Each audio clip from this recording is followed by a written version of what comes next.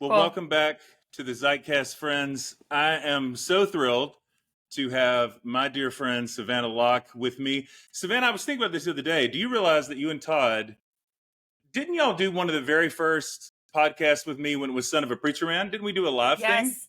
Yes, in we did Nashville in Nashville. back in I didn't know that was one 2018? of your first ones. Yeah, I think it was one of the first. Yeah. Wow. Yeah. We sang a couple of songs, and yeah, that was a beautiful church. I remember it very well. Yes, our friend's Presbyterian church. We were all very young and naive and innocent. We were it, which is a great lead into the conversation we're about to have. Really, I was still in my about Bonhoeffer's 20s. after 10 years. Still in your 20s. I was still in my 30s. Yeah, we were just children. Yeah, we were just children. We have lived. We have lived a lot of life. Yeah. But I talk about you guys all the time, and y'all really are some of my very favorite people. And everything from one, and I was just telling this, what I always say about you, Savannah. You were the first person. I didn't know that people who sing like you, like that, it's actually built into your voice. Savannah is one of those people that sounds like she has a special effect, and it's like, oh no, if she's in a room and there's no microphone, she actually sounds like that.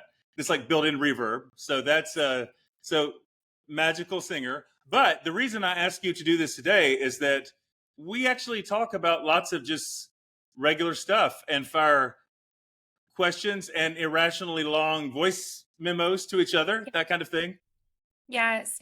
Yeah, I know. Thank you for saying all of that. That's very kind. I do love reverb, like on top of my natural reverb. I'm Mm, always like, put the verb up. It's covers a multitude of sins. yes. But yes, to feeling, I feel very aligned with you at the moment, just the way you've been processing the world over Mm, the last several years. Every time you put something out, including your book, the Book of Waiting, last year around December, I remember just like weeping while I read it and thinking, this is mm, exactly like what I'm feeling the Spirit do in me. And I sent mm. you, I think, your first ever visual voicemail through FaceTime, Yes, that's because true.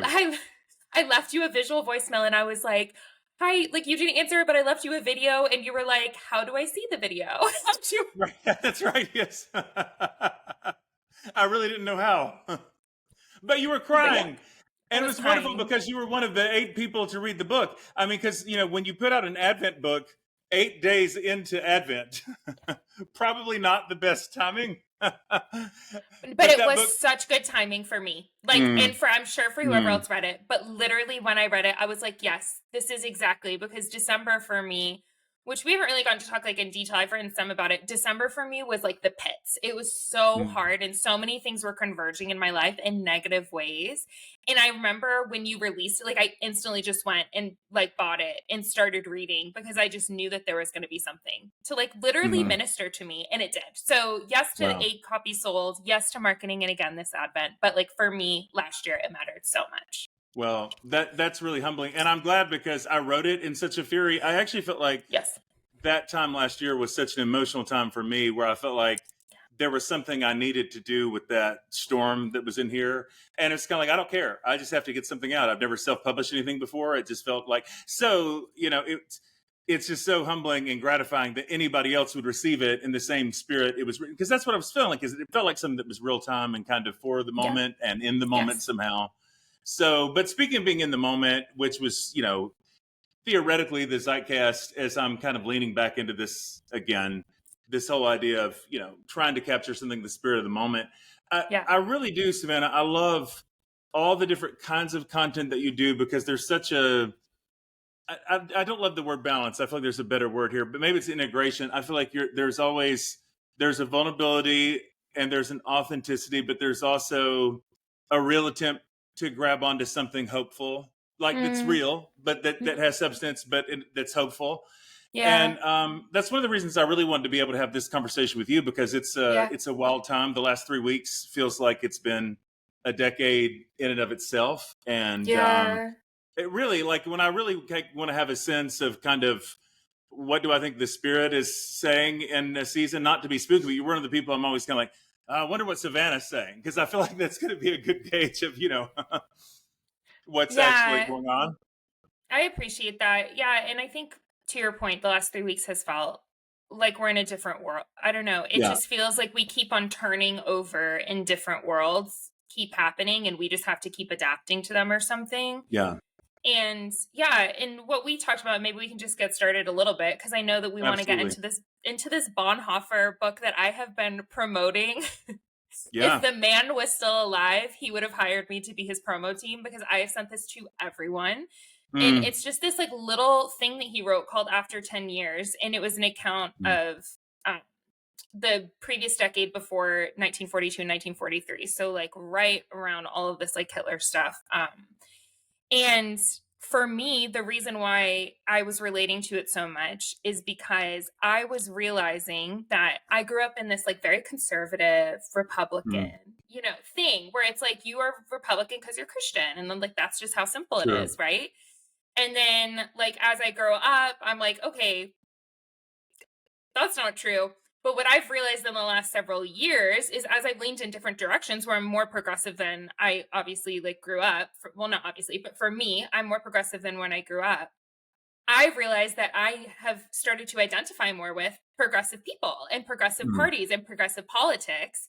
And as the whole political system has started shaking, I'm realizing like, oh, like the wise man building his house on the sand, wise man building his house on Mm. the rock. I have built my house on the sand of progressive politics. So whereas I Mm. grew up with the house of sand of conservative politics, I now have built it on the sand of progressive politics. And I don't want to build it on politics at all, certainly not the American political system. Yeah. So I don't know if you relate to that at all, but that is definitely kind of what has led me to start doing some deeper work over the last year or so of saying like, man, Yeah. both parties have issues. Yeah. Both parties have big issues and we need to vote and it matters. And I'm so grateful we can. And that cannot be my religion. It can't be my Yeah. religion. Yeah. Well, that's very much been a big part of my journey, and some of it I think it's good and right that people, you have this awakening where it's like, oh, okay, the vernacular of justice in scripture is really important, and oh, there are people who speak that language, but I think inevitably what happens is within the very corporate institutional nature of American politics is that inevitably the discrepancies are really large between word and deed almost no matter where you land. So it's like, oh, well, now Yes. we have rhetoric of justice, but then you start to see the limits and boundaries of where that language will take you, and the inconsistency with which it's applied. And so I do think there are a lot of people who are kind of having their deconstruction deconstructed in that way, because it can become kind of a naive, I moved from one end of the continuum to the other, and now I'm equally disillusioned with these systems. And where do I find a place to stand? Okay, so one of the things I love so much about this piece, and by the way, I've read a lot of Bonhoeffer. I love Bonhoeffer. If I've read this, I don't remember this. It's stunning. It hit me in such an emotional way. Me too. And one of the things that grabbed me right out of the gate, this might be a good, I'd love to hear like your riff on this. Yeah. Yeah. I'm sure there are plenty of things about the moment that we're living in that are extraordinary in terms of things that are converging, but I'm also very aware that everybody thinks their time is unique. And part of what grabbed me like early on is hearing Bonhoeffer struggle to articulate the weirdness and the strangeness and the particularity of the moment in the same ways I feel like we're grasping for language for the moment that we're in. Yes. No, I agree. I know. And I'm curious, do you think that our time is like, at least in American history, does it feel like it is unique, or is it literally just a repetition of certain other eras? Because to your point, I literally think this piece from Bonhoeffer could have been written by you yesterday Mm, and be relevant for like what we like are experiencing and going through. And so I do think it was comforting actually for me yeah. to read it and be like, oh, he felt like this 80 or 90 years ago or whatever. And it's the exact same feeling that I'm struggling with. Yeah. I think I don't want to skip too far ahead, but I think my first thought is that the technology is new. So I think the technology brings to bear certain things that, nobody's dealt with the same way because we're Right. rewiring our brains.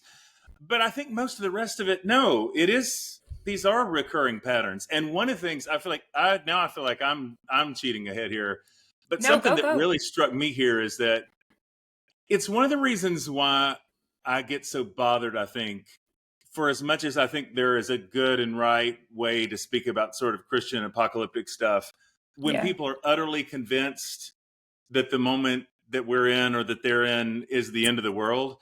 Yeah. Bonhoeffer Yeah. talks about just how irresponsible it is to not Yeah. envision a future.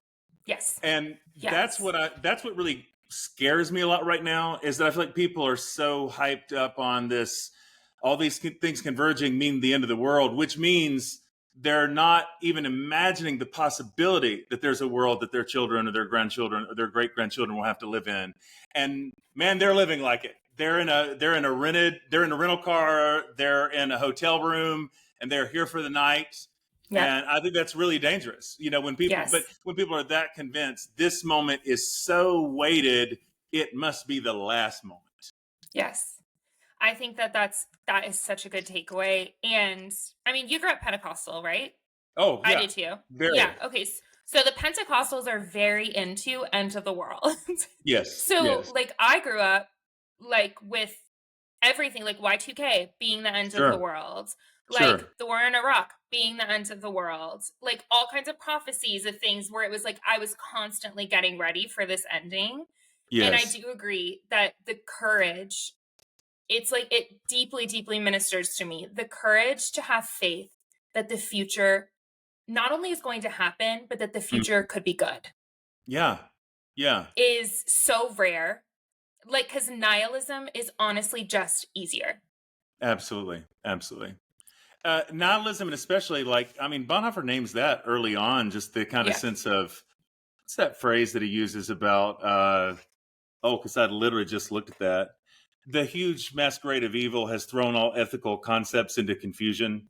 That evil should Yeah. appear in the form of light, good deeds, historical necessities, social justice is absolutely bewildering for one coming from the world of ethical concepts that we have received, which is that is definitely what it feels like now, is that this is just mass chaos. It's just confusion. But Yeah. our memory is so short, we don't remember how often, even in our lifetimes, and you're so right in the world that we come from Y2K to the Iraq War. When you think about what was happening in the civil rights movement in Vietnam and like all that, how many moments did people say, oh, well, things are so upside down, this must mean Yeah. that this is the end of all things? And it wasn't the end of all things. It was the end of some things, and Yeah. it was the beginning of others, which is the apocalyptic language in the New Testament in general, is that ends always signify beginnings. But Yeah. I do think there is something, and I feel like this is strong language, but I do think there's something kind of cowardly about assuming that the end is just the end in a way that means you get to escape planning for the future or living in light of any kind of a future. Yeah, it definitely abdicates you of any responsibility Yes. to take responsibility for your courage now and to Yes. take responsibility for your actions now. And so if you think that at the end of it, like this is a silly like visual, but it's just what came to mind because we just renovated our house over the last Mm. year. And if I thought no matter what, my house was going to burn to the ground next year, I wouldn't spend time renovating Hmm. it. I'm not going to invest in something that I'm convinced is like gone forever. Yeah. But if I have faith, and obviously faith in this context will look different than like Christian faith, but if I just have Sure. faith that this house is going to be here for the next 80 years because it's been here for the last 80 years, then I'm going Right. to take care of it in a different way. And I do Absolutely. think, to your point, it's like a very detached and avoidant way to live that I find myself kind of gravitating towards sometimes Yeah. because it's so scary to name reality as it is when reality is kind of scary. Yeah. Yeah. I mean, this sounds, I want to be real careful how I say this because I've never said anything like this before, but I think it's like in the same way that like, I think we would have all the empathy in the world and understanding for people who grapple with suicide or Oh suicidal my gosh. ideation. But Yes. it's Yes. interesting how much I think that kind of apocalyptic stuff becomes almost a theological version of like suicide, as it's like, Yes. I don't know what to do. These problems feel overwhelming and I don't see a way out. So this is going to be it. And if it becomes like that's the only route, not just for yourself, that's not a decision you're making for yourself, but for all Right. humanity. Mhm. Like you're kind of making that decision for your neighbors. And this is the thing I feel like I'm going on so much about these days. Like in the moment, I just can't get around it. Is that especially Christians in North America, who gravitate towards these narratives that we're powerless. When it's like, oh, yeah, no, actually, no one has more influence. No one has more, is in more of a position, has more stature to be able to affect real change in the world. But when you sell that narrative, even to yourself, that there's nothing you can do, well, then you don't do anything. And then those prophecies become self-fulfilling, because if you do sit back and decide to let it burn, then like, yeah, it will burn. But I don't think God's the one that's doing that. No, I agree. And I think Bonhoeffer actually speaks a little bit to that, but also I'm thinking a lot about my education when I got my master's in Anabaptist studies. Greg Boyd led my program, and he's an open theist. So he believes Yeah, that the future is completely open sure. and that we're co-creating the future with God. So I don't know. I was never quite convinced fully of that argument. I do love like parts of it. And to your point, like recognizing that I do have the power to affect change. Like if I go to a park and there's litter, if I pick it up, Yeah. then I have taken care of the litter. And if I don't pick it up, then no one might take care of that. So like there's Yes. like a responsibility that comes with that. But Bonhoeffer actually talks about this, and he says, I believe that God is no timeless fate, but waits for and Mm. responds to sincere prayer and responsible actions. So it's like I hear kind of like that reformed thing in my head, which says like every single particle of dust is determined by God, which I don't really align with. But in the Anabaptist Greg Boyd world, not all Anabaptists, but in the Greg Boyd world, who says everything is open, the future is open, like go make a move. I don't Right. know if there's something in between. I hope so. I hope there's something in between, like what Bonhoeffer is speaking to, which says that like, Yeah. God has not predetermined the fate of like global warming, for example. Like we have to make a move. We have Yeah. to do something about what we're doing, and we are seeing the ramifications of our actions. But Yeah. God does respond to our prayers and our actions. And I Yes. love that Yes. idea of like the symbiotic nature of humankind and God. What do you think Yeah. about that? Thousand. Well, I mean, Paul's language of being co-laborers. I mean, everything from that to, because in a way, however you think about these issues of sovereignty and providence, I mean, God gives humans agency Yes. and stewardship. It's like, we're responsible one way or the other. I do think though there's so that's kind of where I've landed with a lot of those things, is that I don't know what's open and what's not. In some ways, I think what's given for us to do is no less clear. I know that I think that kind of fatalism and nihilism is really bad for people and really bad for the world, because I do think they check out. And Right. and part of what I think feels so prophetically powerful about reading Bonhoeffer in this moment is whether or not however aware he is of how little time he has left, he's not any less mindful. Because I think, not unlike MLK, not unlike any prophet, I think there is a sense of that kind of dread and anticipation that, yeah, probably I'm not around to see any of this. And yet there's no less urgency about building the kind of world that you'd like to live in, because he understands that to be what God's calling to do. That's a powerful observation. Yeah, because I think he did die within 2 years of writing this, Yeah. of having written Yeah. this. Yeah. So yeah, to your point that's actually very profound, Jonathan. I'm like kind of soaking that in. That even if we are not the ones to inherit the future, there will be ones to inherit the future. And what that means is Yeah. that we have to operate in faith. Yeah. Yeah. Yeah. Well, because otherwise, I mean, he uses that phrase even like the sanctuary of private virtuousness. I mean, it just becomes oh, well, great. I'm going to be a very holy person. Fantastic. I'm going to be a super pious person. Great. But if that involves isolation or withdrawal, Yes. and which is one. And again, I'm not trying to just go hard on that, but I do feel like I hear that from a lot of certain kinds of Christians, this idea almost that anybody who's doing anything to try to change the temperature in the world, well, you're obviously off mission, because you're not concerned about souls. Like, yeah, no, of course the earth is the Lord's and the fullness thereof. And Yes. God gives humans jurisdiction here, and we have to do what we can. And that does include human systems. It does include politics, as imperfect as because those structures also are fallen, but need to be redeemed. So Right. And it's what we have. Like that is that's right. how That's we right. are able to make change here. Like in That's our right. context at least.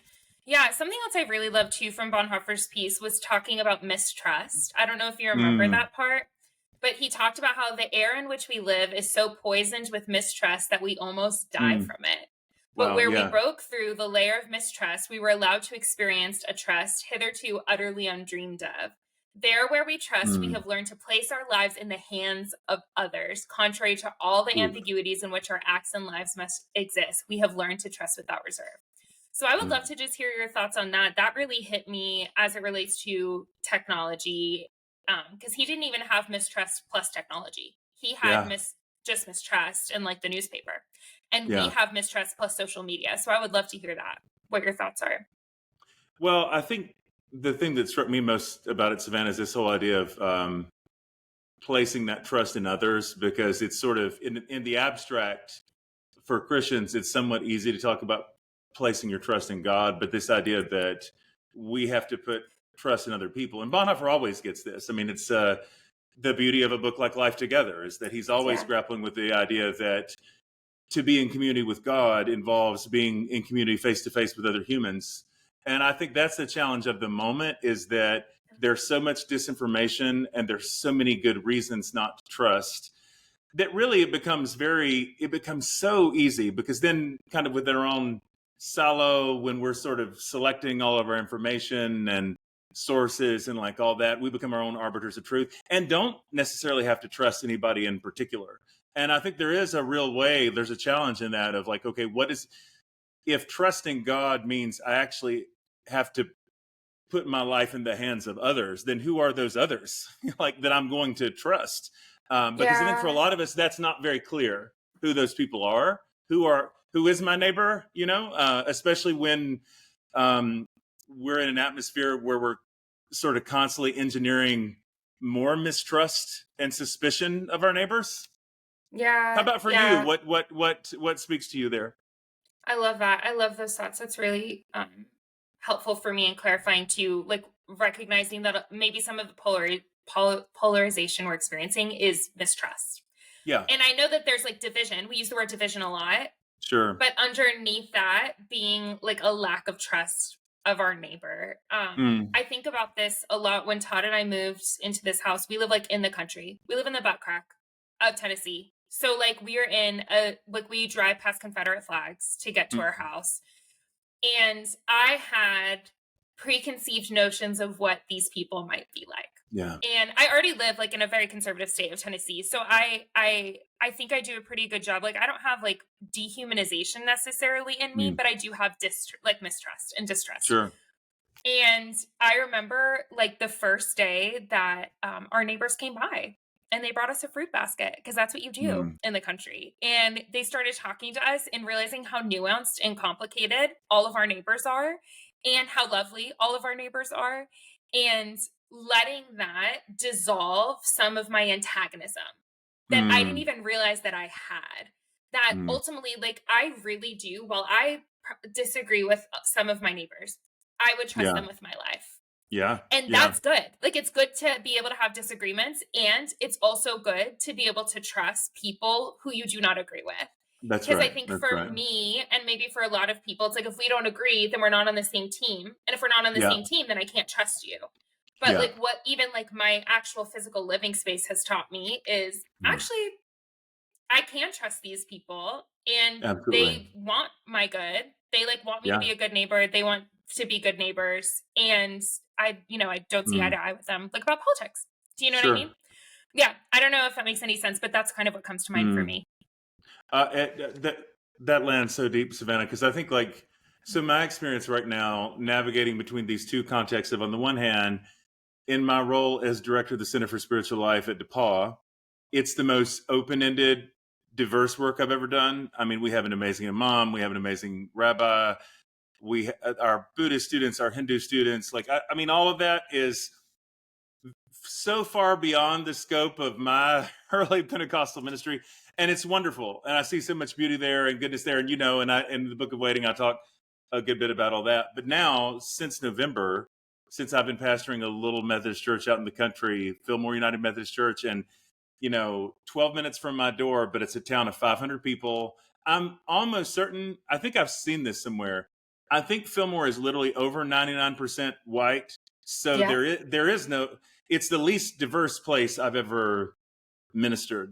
Yeah. And probably, and of course, I mean, the whole area is going to be so much more red politically and Hmm. like all that. Hmm. Probably the most humble, gentle, kind, meek, salt of the earth people that I've ever been around. And I think Right. the practice for me of navigating between those two communities and constantly being confronted like with so much goodness, and even sometimes, yeah, where people's politics may not have caught up with their practice. I see it all the time that people who are unbelievably generous in the way that they would care for a stranger, like for anybody, but don't have great language for it. Or also, then why are you drawn to these to these ideas? Like, sure, but I'm so instructed, and it's getting me to the point, Savannah, where it's almost like I think about this verse all the time where Paul says, "To the pure, all things are pure, but to those who are defiled and unbelieving, like nothing's pure." It's like where I almost want to be not to be cynical, but it's like if you live in a world where all you see is ugly, I don't know how that can be like faith in God. I don't know how you can have faith in the Christian God because I don't know. I just feel like I'm running smack dab into so much beauty and these beautiful people all the time that force me to have to trust and see the image of God like in my neighbor. And it's like if you're not doing that, in my sense, it's like I think you're either just not getting out, or maybe you are retreating into kind of a suspicion and a cynicism where you're just not giving people a chance. But for all the things there are to be discouraged about, I just think in real communities on the ground, I agree. there is a lot of life. There are reasons to Yeah. be joyful. And I love that I think you had the quote of hope is on the ground or hope is local. Is Yeah, that you who said that? Yeah. That, to your point, like once you get on the ground, things are much more complicated than they appear. yeah, And I think like what I've noticed, and Jonathan Merritt actually just did an interview with his dad, James, yeah. on Annie Downs' podcast. And Oof. something he spoke about was how he has maintained a relationship with his parents and with his family, even though they think that like being gay is like a sin or whatever. So they don't Yeah. affirm his sexuality, but they have decided to stay in a relationship, even though they disagree. Mm, And Jonathan was basically talking about how a lot of the times when people swing from like the fundamental conservatism to fundamental progressivism, they make the choice to just cut off anyone yeah. that doesn't agree, or that Yeah. like is tends to be around. So now, of course, this is not saying like if you were being abused, like all of the Sure. qualifiers. If you were an abusive, Sure. get out, like 100% make boundaries.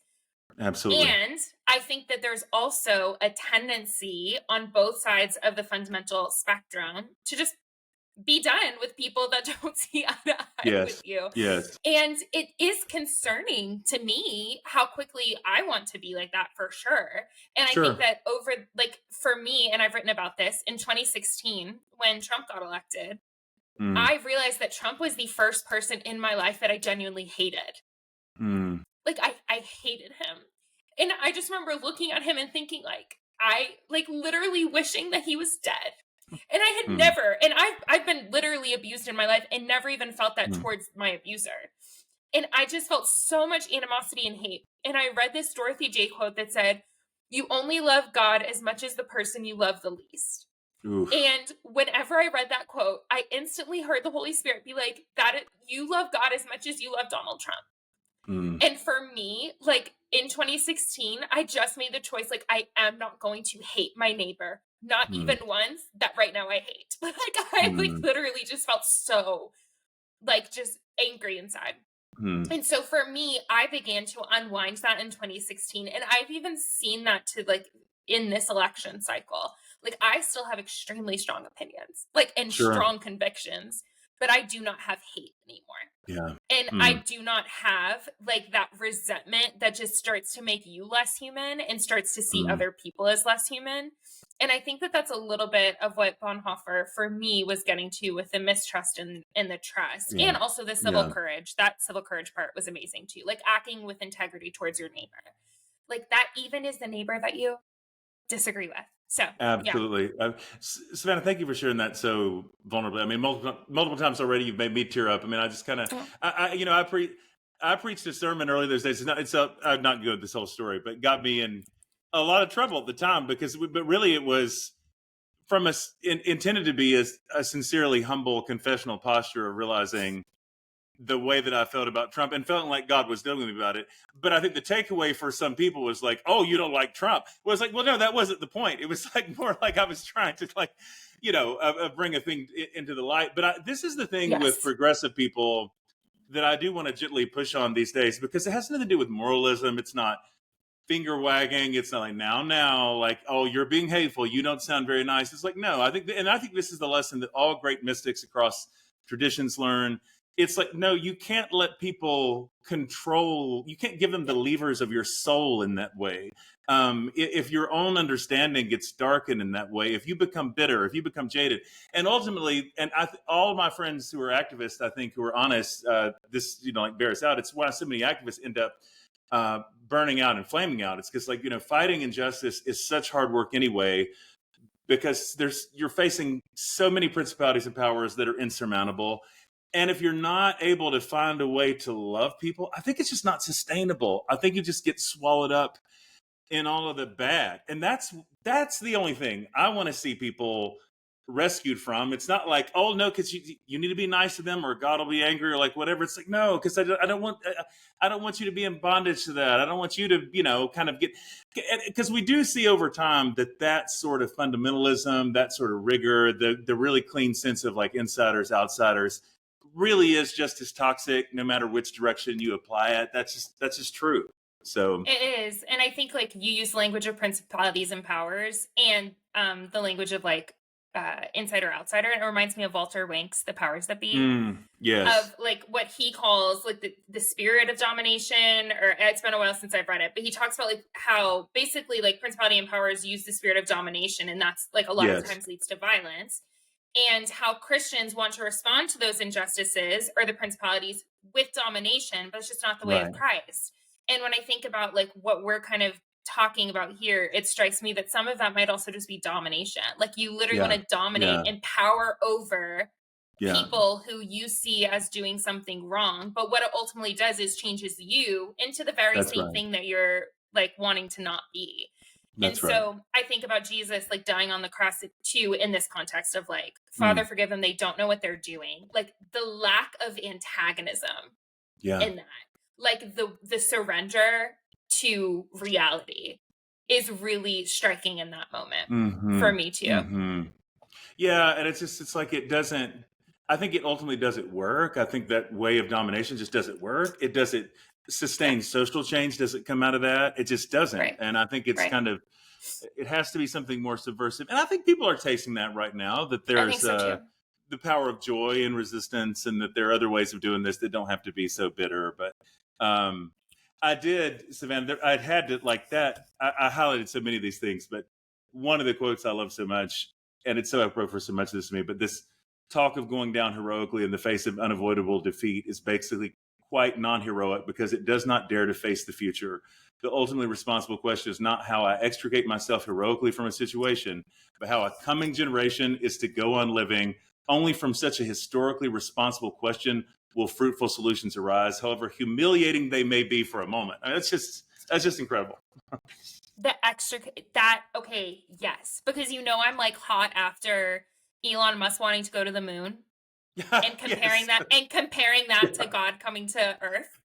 That is literally what Bonhoeffer is speaking to. Is like Elon's all like, oh, like we're gonna take people to the moon to save humankind, and it does sound so noble. Where you're like, like save humankind, but it's like no.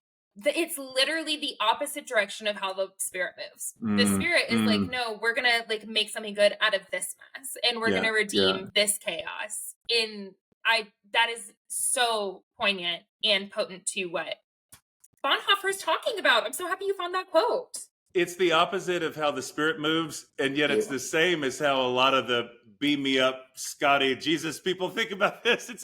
Savannah, I'm not talking about this publicly yet, but I feel like there needs to be a whole, at least maybe I'd try an essay or something, but I want to do something on like, okay, from like Elon Musk to, I was just recently doing a deep dive on Peter Thiel, who's the guy who, of course, funds our brother JD. He's the guy. He's the billionaire who started PayPal, who funds our brother JD Vance. Yes, JD Vance. I know who you're talking about. Oh, yes.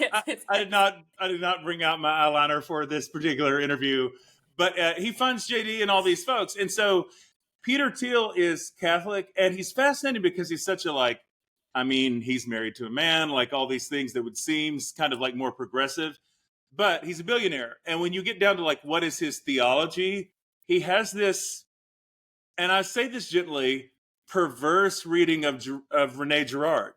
And it's the same kind of thing with like Elon Musk with the moon, where it's taking something that on the surface you could be like, oh man, that's awesome.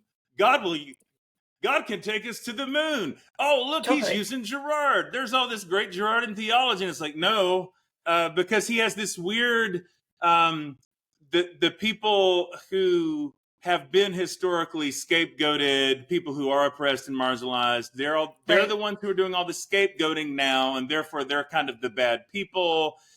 And so it becomes disempowering to any of those kind of narratives. But it's just interesting how I see like in a number of, I'd like to do a whole thing on this. It's like the billionaires and the quirky theological moves that they do that could sound at first like kind of pseudo-Christian. And then until you think about it, it's like, wait, maybe that's not so great. Okay, so yes, for anyone who's listening, Rene Girard's idea, his prominent idea is scapegoat theory, which is essentially that Jesus was like humanity scapegoat. Like for all of like the violence, all of the hatred, whatever, Jesus took that, especially on the cross, etc. And so like scapegoat theory, like of atonement, for example. So what you're saying is that this guy is like reverse scapegoating, where he's saying that all of like the people who have historically been scapegoated, aka like hi Stella. So she's a friend. Agreeing with me. No, she's agreeing with the Holy Spirit. Her spirit bears witness with your spirit. But what you're saying is that he, like people who are like LGBTQ or brown people or poor people or black people, whatever, that those people are now reverse scapegoating, and now the people that are being scapegoated are the rich.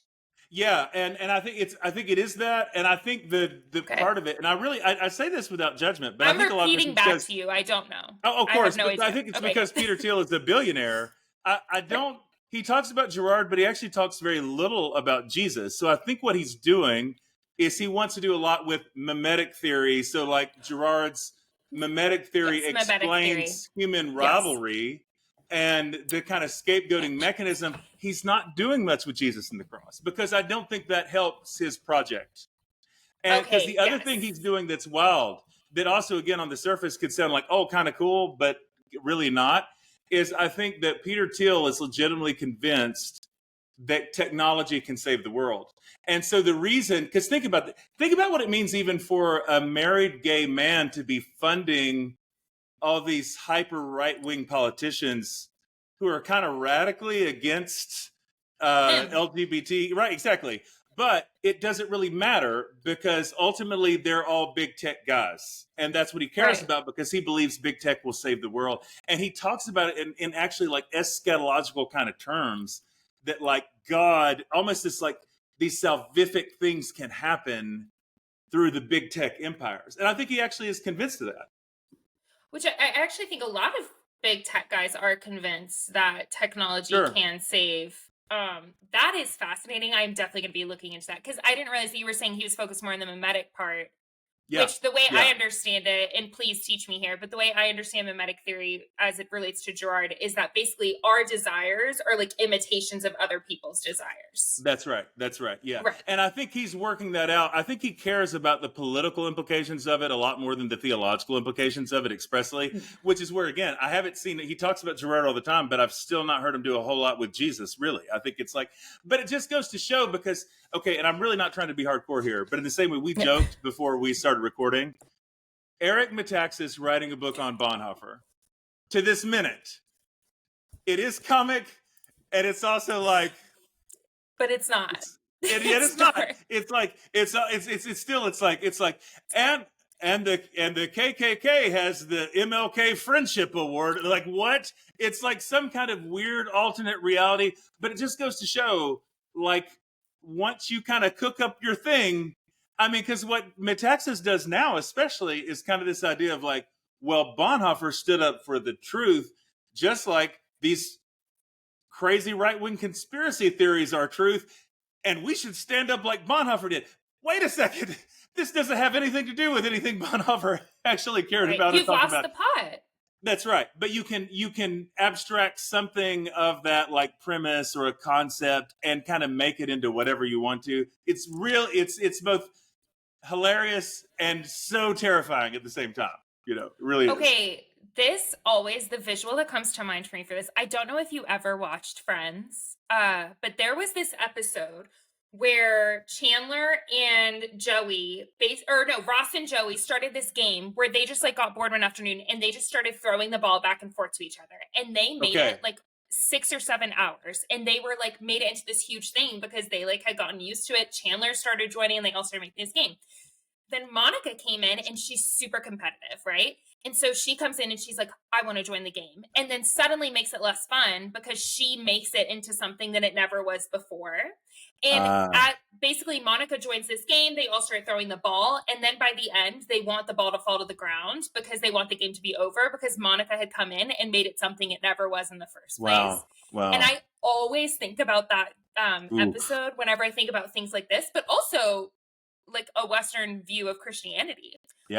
We worship a brown, poor refugee, period. Absolutely. We worship a brown, poor refugee. And that is not the Jesus I grew up with. Yeah. It's not. No, me neither. Sure. And I think that Jesus, obviously, God is kind and merciful and transcends things and enters into our cultures, I think even now, like in beautiful ways. And I think I know God, I think. And it is so important to remember that I was not the one to start the game. I did not start throwing the ball in the first place. I came later on. And for me to try to dominate or change that ultimately is for me to lose the essence of the game. And so it's like Metaxas is Monica in this story jumping in and changing the whole thing and making it into something that it never was.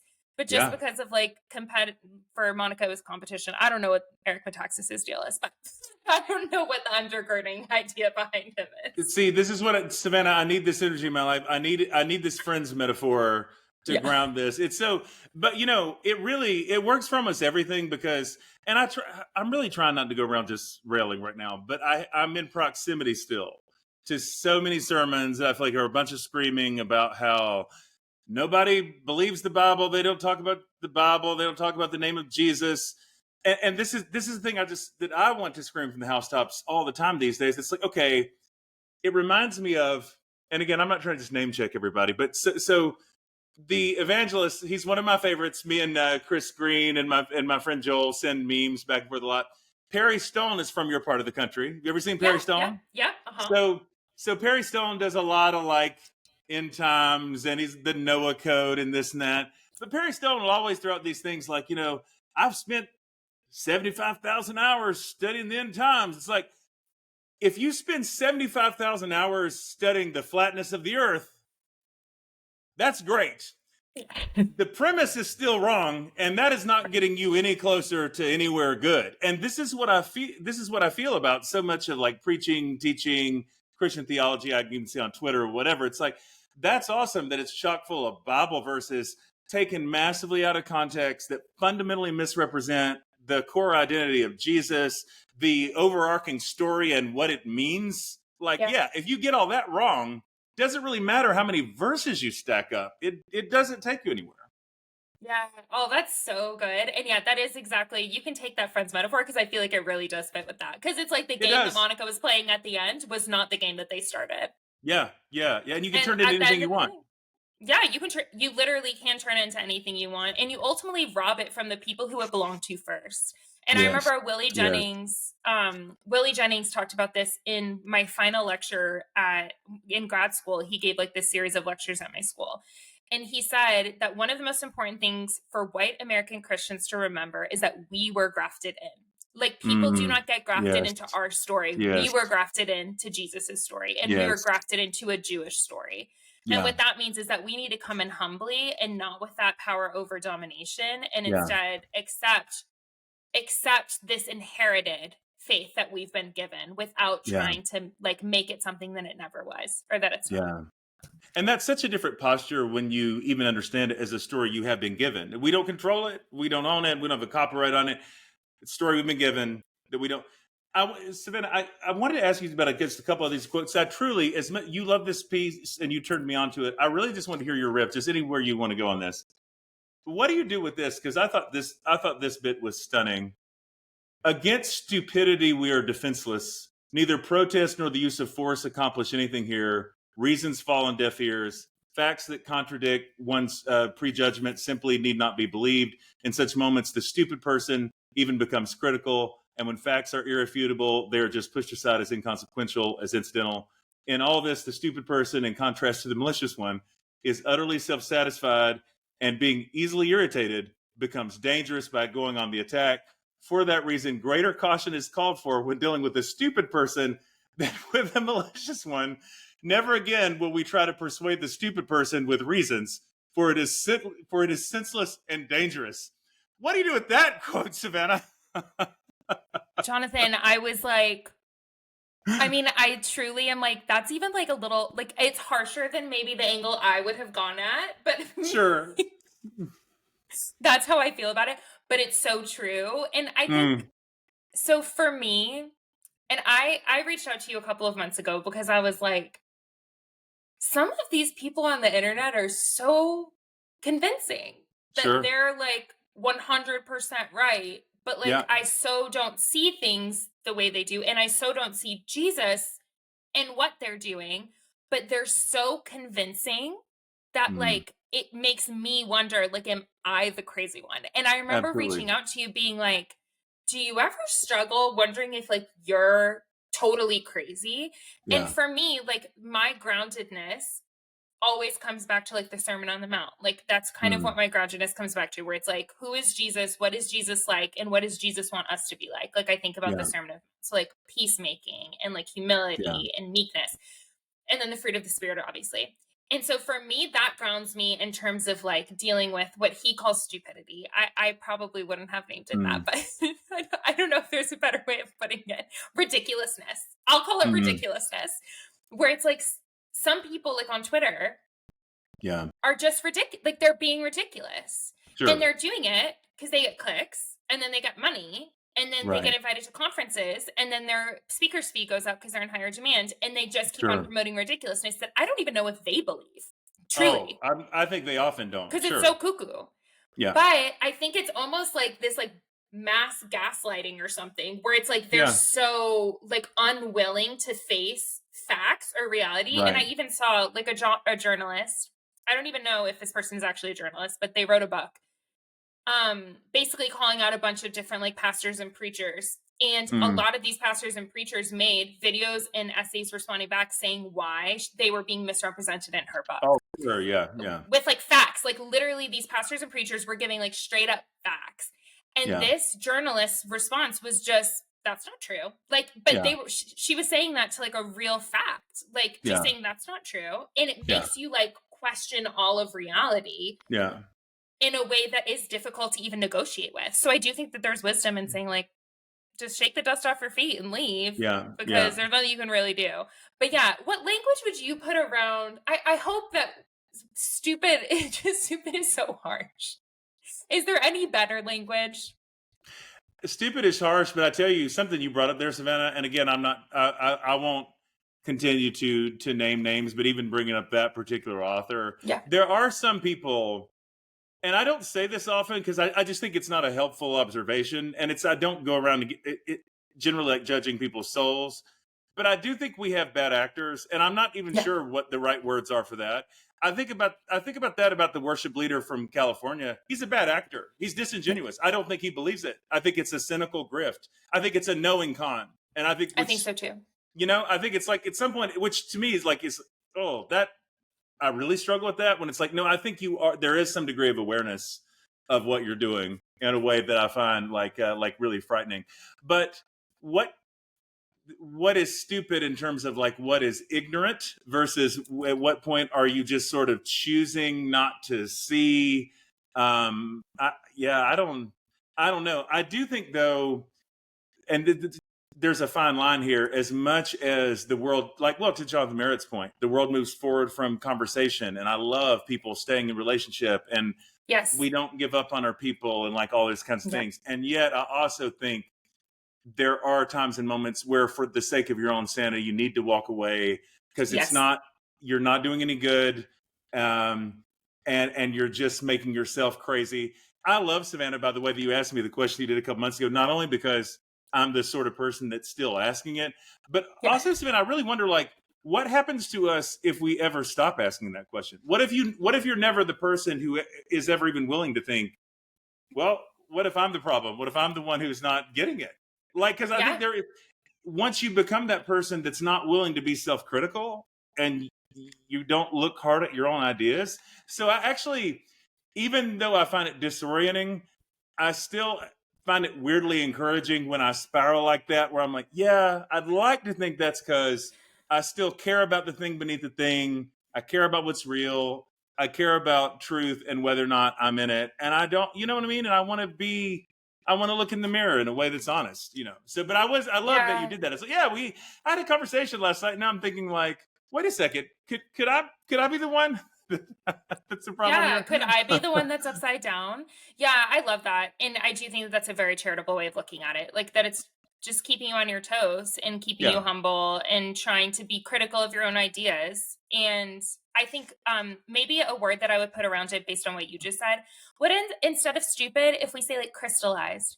People who are Mm, crystallized, it's yeah. like when someone says, "I haven't changed my mind since I was in 8th grade."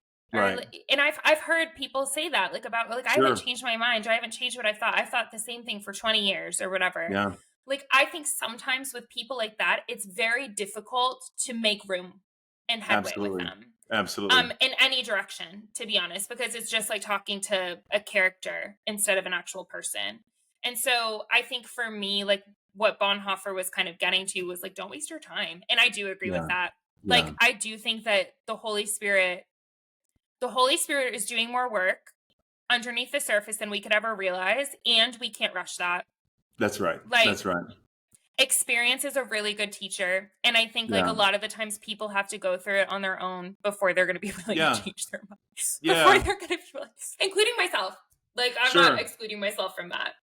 But I love, Savannah, that you're the kind of person, and I think this is I know I feel this craving right now, even the fact that, like, you find yourself seeking out somebody like Bonhoeffer right now. I think it's like that because I love the hot takes as much as anybody. I give hot takes sometimes, of course, but it's like the Totally. sense of, yeah, there's a wisdom to what Bonhoeffer's doing that, I mean, you feel it in your skin that Yes. it's different. I mean, that this is stepping back. This is 30,000 foot. This is thinking very broadly about God and history and story in ways that aren't totally just absorbed in the moment that we're in. And so, you know, I don't know. I really am drawn right now to try to find those voices that ground me in that way. And I think they exist. And I think a lot of as much as it's a disorienting time, I think the reason a lot of people live in constant disorientation is that we're not necessarily putting ourselves in proximity to those voices and to those teachers that help take us to just kind of a higher, and I don't mean higher like a, you know, ivory tower, but just that bigger, broader, more robust, big Narrative. picture of history. Yeah. Yeah. 1,000%. Okay, so the way that Bonhoeffer ends this piece Yeah. is the most, like, beautiful part, and it's the "Are we still of any use?" That's Ooh. that's the, like, the Yeah. subtitle. Yeah. And he says, "We have been silent witnesses of evil deeds. We have Mm. become cunning and learned the arts of obfuscation." What does that mean? Obfuscation. Yeah. I I think don't to know. obfuscate, I think just like to obscure, like to hide. Okay, great. For Yeah. everyone else, I was doing that for the people and not for myself. Just Mm. kidding. An equivocal speech. Experience has rendered us suspicious of human beings, and often we have failed to speak to them a true and open word. Mm. Unbearable conflicts have worn us down or even made us cynical. Are we still of any use? And then I love this part. We will not need geniuses, cynics, people who have contempt for others, or cunning tacticians, but simple, uncomplicated, and honest human beings. Mm. How does that hit Mm. you? I mean, hard. It's so hard. It's so simple and true, and just yeah. I mean, that just lands in really deep places because I think we overthink it and we assume that some great nobility is required, or some intelligence or skill that we don't have, but that idea that just like that maybe all God is looking for, that maybe all the world's really looking for, is a really authentic human being. Not that that's not scary in its own way, but it also feels like, yeah, maybe I can do that. Maybe I can be vulnerable. Maybe I can put myself out there. Maybe I can. And it's just, yeah, it's so inspiring. What does that stir up in you? I love that. I love the invitation that you just made that into. Which is like maybe I can do that. I love that. Mm, Um, yeah, I think for me, I often disqualify myself from entering into conversations because I think I need to know more. yeah. Like I think I need to be more educated. I think I need to be better thought through. This is my Enneagram 5 wing showing for sure. Like I need to Mm, make sure everything I say is airtight because I'm so scared of saying something that I'll change my mind about later, or saying something unhelpful or mm, saying something uninformed. So I think with this, what it invites me to is to being less complicated about it mm, and just saying like, no, I can enter the conversation um with what I have. And if I need to change my mind later, I can. yeah. Yeah. That's how it hits That's me. so good. I have to ask you, since you said a 5 wings. So what are you on the Enneagram generally? Oh, A 4. Okay. 4. That makes Oh sense. my gosh. Yeah. That's why I've cried like 4 times today. I've cried Okay. four Fair enough. times in our Fair enough. talk. Fair enough. It's an artist and a musician and all the whimsical things that you are makes so much sense. Yeah. But yeah, Yeah, that's but that yeah, uncomplicated. I love the yeah. word Mm, uncomplicated. mm. Well, it's like I don't know. I keep going back to putting this in context of Bonhoeffer's own life, and that his Yep. demise does come soon after this. I think about this all the time when I think about Martin Luther King, civil rights movement, all that stuff too. Is that sort of?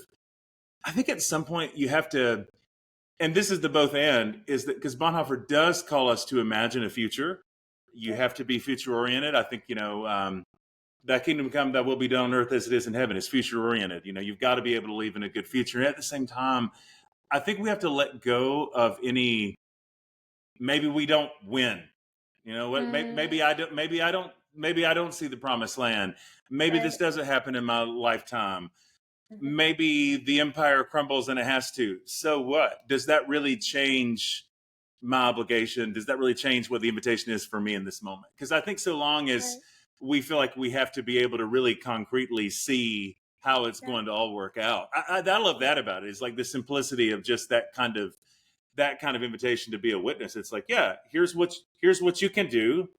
Realistically, this is probably all you can do. That's what you can manage. So let's Right. be about that, and maybe not, maybe give up on having to know what the outcomes are going to be. Mm, That we're definitely not going to be able to manage or control. yeah, and that's a really, really lovely point. I love that. And it makes me wonder like these were very turbulent times, like for Bonhoeffer, obviously turbulent, like we are living in turbulent times, but also like violence was like close-ish by for him. Yeah. And death, he was familiar with. And so once again, thanks for saying like to put this piece in the context of his life, someone who had Mm, experienced death and mm, had seen death and was still speaking to like the future and then also seemed very content with the simplicity of his convictions.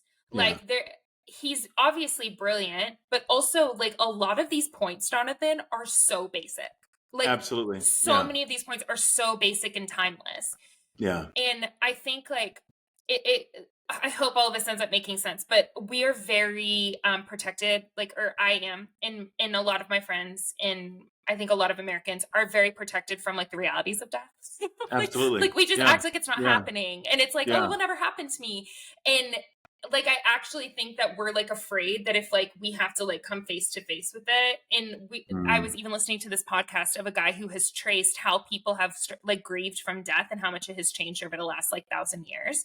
And wow. how like back in the day, like even like in the late 1800s, they used to do death portraits where Mm, people would have portraits with the people who died like wearing all black and like to mm, actually memorialize this like death. And mm, how now that would be like unheard of because we're like We like act like it's never happening, and we like don't even wear black anymore because we want everyone to know that it's a happy thing that they're gone because now Yeah. they're in heaven.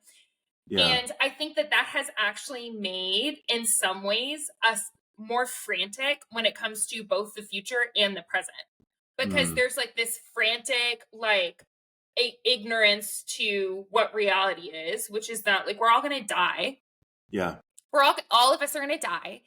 And there's just this frantic avoidance of it, which means that we like don't really think about like the future in that way, but then we also don't want to like think about the present because then the present is Sure. slipping by, and there's like a lack of like Mm. groundedness in this. So for Yes. me, actually, like for some reason this all gets grounded in like the reality of death, which is very Enneagram 4. But I Mm. think the reason why, like the deeper reason is Great. because Todd and I, which I wrote about this, but several years ago, Todd and I witnessed. We were the only witnesses to someone's public suicide, and I Mm. remember thinking, like when we were in it, I remember thinking about how shocked I was at how present God was to me in that. Mm. And it was like the thing that I would probably be like most scared of. It was definitely the most violent thing I've ever seen, the closest I've ever been to like that level of violence and like seeing someone like die, etc. And things were very uncomplicated. Like literally, Mm. even on the drive home, Todd and I both were like, God really loves the world. Like God really Yeah. loved him. God really loves the world. And we were just so like, even at that point too, we had like financial struggles because this was like 3 or 4 years ago. Had financial struggles. We got home and both of us were like, that does not matter as much as it did before we Mm. saw that. And I think that there's a clarity that comes with like face to face with like our reality, which is like that Mm. we're all gonna die. And there was like a simpleness around that time and like a closeness of God. And like there was Mm. no frantic trying to like clamor to get ahead. There was no friend, like anything. It was just so Mm. uncomplicated. So that's what's drawing me here. Please, Oof. please give me Oof. feedback on all of that. Well, Did I mean, any of that make sense? I mean, I mean, not being an Enneagram 4, I teared up at that because, I mean, I think, when I read Catherine Dowling Singh's book years ago, The Grace in Dying, and I come back to it all the time. In some ways, it's the book that most changed my life. I mean, she has passed herself in the last few years, but she was a PhD hospice worker. And part of where that book was so transformative for me is just this idea that I really do think there's a proximity to God and to truth in death and dying that you just don't get to any other way because Right. there's a simplicity, there's a clarification. Part of what she talks about is how people, if they have time to die as opposed to sudden death, that Wow. almost everybody, for whether it's for a short window or long, has a period of like this remarkable liberation where it's just kind of like once you kind of get past the shame and embarrassment or whatever, the body shutting down, it's like this euphoric sort of I just think there's something about this that there's a truthfulness and a unique kind of truth telling that comes from proximity to death and dying. And I think Yeah. that Bonhoeffer is infused with that. I think I, that all the saints are. I think because and maybe this would be a good place to land. I just don't want to take too much of your time. I also want to do this for yeah. 4 hours. And Savannah, I'm serious about this. Okay, We have to same. do this on a regular basis. I'm really I serious. know, I I think this is know. going to be and I want more Friends analogies and like all of it, but also some songs, some tunes, all of it. Bring all the things. Yeah, But yeah, let's do it. I think it's with Bonhoeffer, it's like you get both the proximity to death and then also this proximity with real evil, which Yep. also I feel like is Yes. clarifying in a way because like, and I'm not saying this in a way to like also not finger wagging anybody, but I do think we have a tendency to overstate the narcissism of like the importance of the moment because it's always like, oh, no time has ever been as evil as this, and everybody's a Nazi. Well, you know who's Yeah. probably like more of a Nazi than people you're thinking of? The actual Nazis. The actual ones. The actual ones. And it's like, and like what happened and 6 million Jews, the Holocaust. I mean, it's one of the great tragedies of the human species, and yet it Right. was at the end of the human story. Yeah. And people lived through Jim Crow, and people lived through the Civil War and the bubonic plague, and like all the things. But I just think like Yeah. between the proximity to evil and to death and dying, I do think we need to be reminded of that sometimes. It's not. This isn't the first time that the world has been dire, and Right. and maybe allowing that to be sort of purification and clarification instead of Yeah. just freaking out all the time. At least that's kind of the way the invitation's hitting me right now. Yes, and you just named that. I had to take the detour way to get there, but you just named out exactly what I was thinking, which is literally what you just said. And I'm so happy that you said it way better than I did. So I had to take the long way there. It was like, What's the trying to, long like, way? What was the long well, way? my long ramble that I took to try to get to where I was, which was like that the proximity to death and potentially even evil clarifies Yeah. things. Yeah. And Bonhoeffer has that level of clarity, and I have Yeah. experienced that clarity with my closeness with death on multiple occasions. And I think that that is a treasure, because that's ultimately the realest reality that we can have. Yeah. Yeah. Savannah, you'll love this. So the Grace in Dying, my big takeaway from that book, and again, this totally was that. I mean, this was not Yes. anything I'd ever, but boy, Yeah. did it transform how I saw Jesus' whole thing about losing your life to find it. It's like, I feel like the fundamental premise of that book is essentially, is it possible to live with the qualities of the dying while you're still alive? And boy, that just kind of shatters everything, because I don't know if we can, but in terms of something to aspire to, I know. because those of us who've had those kind of moments, and that story, goodness, to witness a suicide, anybody who's had lost someone that's been close to them, we know that in the minutes, moments, hours, days after that, horror, but there's also just a clarity of beauty and story, what matters, what doesn't matter, things, the way that things fall into place. And I do think we are aching and longing for that kind of clarity right now that we can't get at any other way. Literally, yes. You were saying exactly what is in my mind. Yes, exactly. And I think too, like, the beauty, the connection to beauty there too. I think a lot of people are afraid if we face this reality, and not just physical death, but like the dying of America as we know it. Like, it is dying as we know it, and that is a death. And if we face that and let that confront us, like, it will clarify in us what we are made to do. And it's like, we are made to be bearers of peace. We are made to be people of love, not like these like gluttonous, consumeristic, like bizarrely vain human beings who try to avoid like suffering at all costs. That is not what we were made to be. We are made to, like, I just think about like rivers that go to the deepest part of canyons. That is what we are made to be. We are made to follow Jesus to the deepest parts of people's pain and be with them and help those situations heal and fill those gaps in. And so I do think about like the clarity that can come from these times, and what I see in Bonhoeffer's prophetic witness, and also what I strive to be, and what I feel like over the last couple of years God has been doing in me is like, hey, like, money is great, like, put your money in stocks, whatever, but like, that's not what you're here to do. And like, your job is great, like, go ahead, go work hard, but that's not like what you're only here to do. It's like, keep an eye out and to have like holy vision for why I'm here and what I'm here to do, and be clarified and convicted of that. And it's just like a simple truth. Loving our neighbor as ourselves. That's right. That's right. It actually does bring some things very full circle that are like, but I love, Savannah, that you even mentioned, because I think it's so important, this idea of like the death of America, because when I riff on like the narcissism of some of the apocalyptic thinking that I hear, I don't want people to be confused. It's not that I'm necessarily convinced that the American empire is going somewhere good. Most of the time, I think this project is not going to end well, and might not end well fairly soon. It just so happens that empires have fallen before, but you know, I mean, it's the REM, you know, the end of the world as you know it. It's like the end of the world as we know it may not be the end of all things. And so that's why I think it's possible to like to be realistic. And this is, I love this about everything that you've said tonight. And I feel like in general with the stuff that you're doing, I feel like you're not living in denial. You're not putting your head in the sand about what's real, what's happening. But yet there's still reasons for hope. Even when we're not living in denial of death or any of the painful things. I will say this though, Savannah, here's an advantage you have that the rest of us don't have, is that for those of us who just need the presence of God, if I had Todd in my house playing the synthesizer, I know the Holy Ghost is present in those deep rumbling keys. He really is. I feel like God will show up whenever you need him, because all Todd has to do is like plug it in, and you know it's happening. God does show up every time. He's literally like, oh my gosh, like I just worked on this song when you were in the shower and will like play it for me. And I'm like, this is like magic at all times coming from Yeah. him. Yeah.